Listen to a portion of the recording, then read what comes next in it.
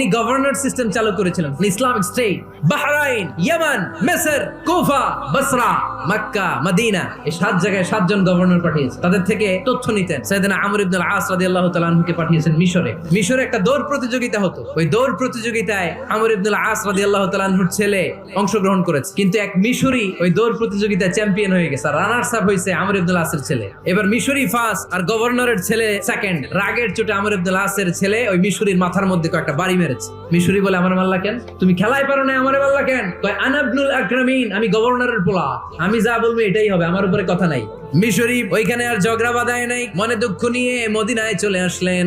এসে বললেন, আমিরুল মুমিনিন, একটা প্রতিযোগিতায় আমি চ্যাম্পিয়ন হয়েছি, ওনার ছেলে হয়েছে। আমার একজন নবী আছে যিনি আমার জন্য 23 বছর কাঁদছেন। ওমর ফারুক বললেন, যাই, আগামী আমার বছরের নবীর অমুক 23 তারিখ বছরের সব চোখের পানি গভর্নরদেরকে এভাবে ডেকে বৃথা হয়ে হিসাব যাবে? নিতে ওই দিন তুই থাকবি। ওই দিন 7 রাজ্য আমার থেকে একজন 7 রাসূল গভর্নর আছেন হাজির, যিনি আমার গভর্নরদের জন্য ছেলেরাও